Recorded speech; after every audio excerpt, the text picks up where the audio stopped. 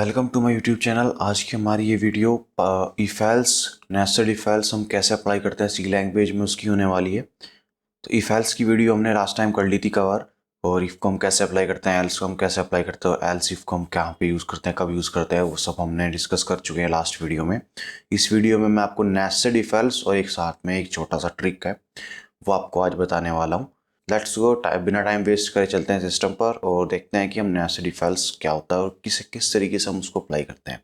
उससे पहले nested if else होता क्या है वो मैं आपको बता देता हूँ। जैसे कि आपने इफ एल्स अप्लाई कर रखे हैं, तो इफ एल्स अप्लाई कर रहे हो, नॉर्मल इफ एल्स चल रहे हैं तो ठीक है। अगर आपने इफ कंडीशन लगाई, उसके अंदर भी आपको कोई कंडीशन लगानी है तो आप इफ का यूज़ करते हो।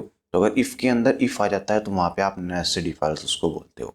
चलो अब चलते हैं और प्रैक्टिकली करके समझते हैं कि नेस्टेड इफ एल्स हम कैसे अप्लाई करते हैं। तो नेस्टेड इफ एल्स से पहले मैं आपको एक और ऑपरेटर के बारे में बताना चाहता हूँ जो इफ एल्स के अंदर ही होता है। टर्नरी ऑपरेटर्स को बोलते हैं, और या आप बोल सकते हो शॉर्ट हैंड इफ एल्स।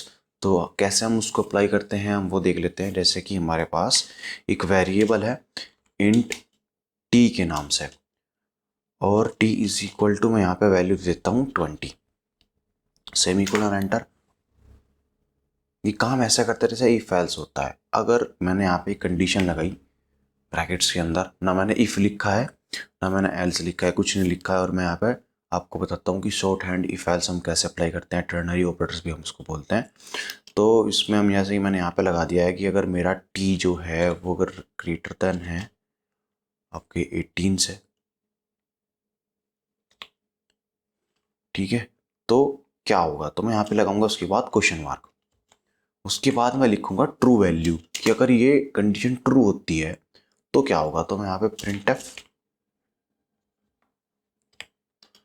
और मैंने यहाँ पे लिख दिया ग्रेटर देन 18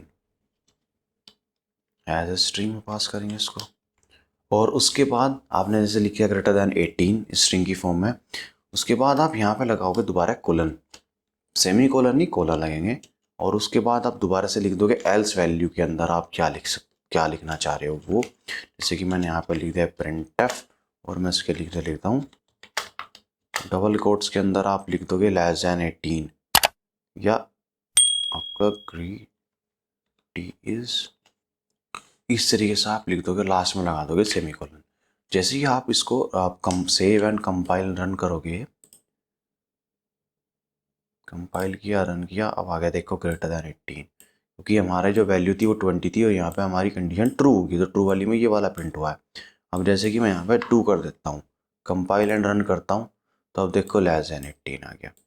इस तरीके से आप एक ही लाइन में इफ एल्स को अप्लाई कर सकते हो। इसको हम शॉर्ट हैंड इफ एल्स बोलते हैं, और हम टर्नरी ऑपरेटर्स को बोलते हैं।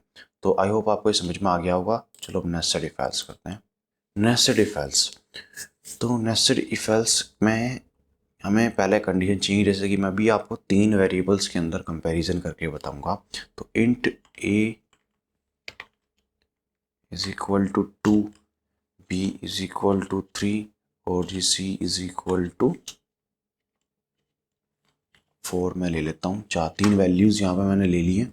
इन तीनों में से अगर हमें ग्रेटेस्ट वैल्यू चाहिए तो हम वो कैसे गेट करेंगे, अब हम वो देखते हैं। सबसे पहले एक कंडीशन लगाएंगे। हम क्या करेंगे, फर्स्ट 2 के बीच में कंपैरिजन करेंगे, ए और बी के बीच में। ए बी में जो भी ग्रेटेस्ट वैल्यू होगी उसकी हम सी के साथ कंपैरिजन कर देंगे। जैसे कि यहाँ पे हमारा बी ग्रेटेस्ट है, तो बी और फिर सी में ग्रेटेस्ट आ जाएगा सी, तो सी हमारी वैल्यू आ जाएगी। इस तरीके से हम कंपैरिजन करेंगे। तो सबसे पहले हमें ए और बी में से ग्रेटेस्ट वैल्यू चाहिए, तो हम यहाँ पे लिखते हैं if a is less than b, और ब्रैकेट्स हमने यहाँ पे लगाए हैं। इसके अंदर हम लिख देंगे अगर हमारा बी ग्रेटेस्ट हुआ है ना, तो क्या होगा, तो हमें बी के साथ कंपैरिजन करना है फिर सी को। तो हमने फिर यहाँ पे इफ लगा दिया, इफ हमारा क्या बी लेस देन है सी से,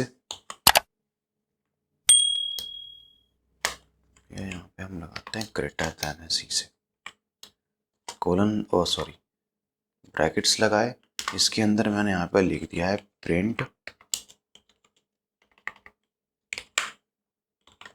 प्रिंटफ, और मैं यहाँ पे परसेंटेज डी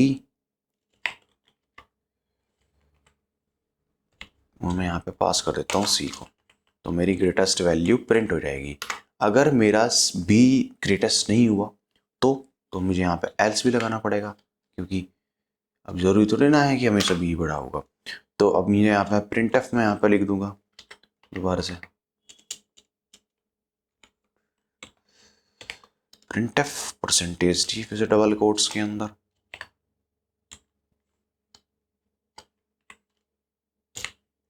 अब यहाँ पे सी नहीं बी बड़ा होगा और यहाँ पे सी बड़ा होगा, क्योंकि वहाँ पे ग्रेटर देन सी का साइन लगा हुआ है, तो ग्रेटेस्ट वैल्यू वहाँ पे बी होगी, यहाँ पे ग्रेटेस्ट वैल्यू सी आएगी, या इक्वल होंगे तो भी सी प्रिंट हो जाएगा।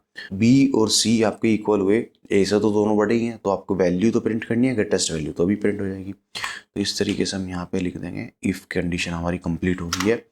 नेक्स्ट आती है हमारी, देखो इसके अंदर का पार्ट हमारा कंप्लीट हो गया है।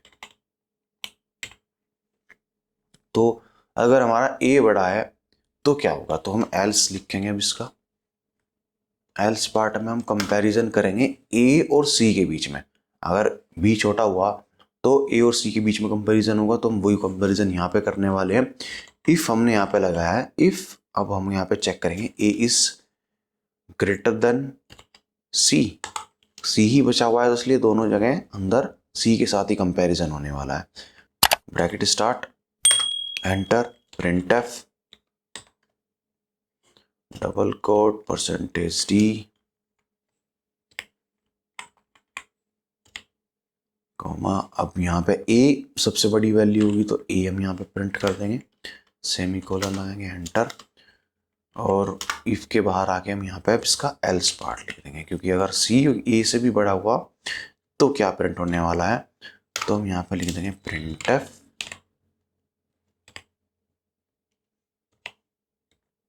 परसेंटेज डी,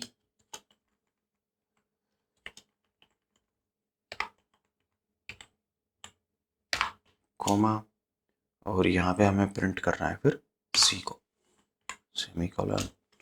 अब ये हमारा पूरा प्रोग्राम हो गया है। तो ये हमारा है नेस्टेड इफ एल्स। इसमें क्या हो रहा है, देखो इफ के अंदर भी इफ है, फिर यहाँ पे प्रिंट एफ आ गया है, तो ये आपका नेस्टेड इफ एल्स हो जाता है इस तरीके से।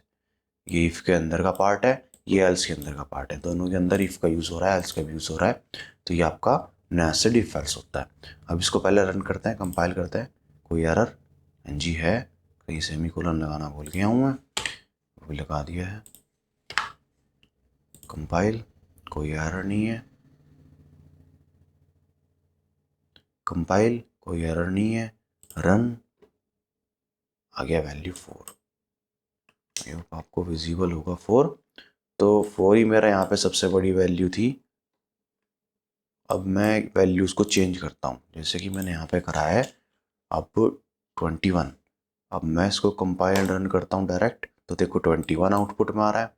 अब मैं इसको कर देता हूँ 31, तो कंपाइल एंड रन किया तो फिर से 31 आ रहा है। हर बार ग्रेटेस्ट वैल्यू मेरी आती रहेगी। अब मैं इसको 31 करता हूँ दोनों को। अब मैं कंपाइल एंड रन करता हूँ तो भी 31 आ रहा है, क्योंकि दोनों में जो ग्रेटेस्ट, इन तीनों में ग्रेटेस्ट वैल्यू 31 ही है ना। 4 और 31 में कंपैरिजन करोगे 31 ही आउटपुट में आएगा। अब मैं यहाँ पे कर देता हूँ 41, कंपाइल एंड रन, 41 आ गया है। अब मैं लास्ट वैल्यूज़ को 41 कर देता हूँ, कंपाइल एंड रन, तो भी हमारा जो आउटपुट है वो 41 ही आ रहा है। तो इस तरीके से आप अपना नेस्टेड इफ एल्स को अप्लाई कर सकते हो। ये भी मैंने आपको 3 कंडीशंस के बीच में, 3 वेरिएबल्स के बीच में अप्लाई करना बताया कि हम 3 वेरिएबल्स में ग्रेटेस्ट वैल्यू कैसे फाइंड करते हैं। अगर आपको 3 वैल्यूज़ में से लेस देन, सबसे स्मॉलेस्ट वैल्यू को प्रिंट करना है, तो आप उसका क्या प्रोग्राम लिखोगे, इस वीडियो के कमेंट आउट में लिख देना उस प्रोग्राम को। Thank you so much for watching this video. मिलते हैं नेक्स्ट वीडियो में। आज की वीडियो में इतना ही।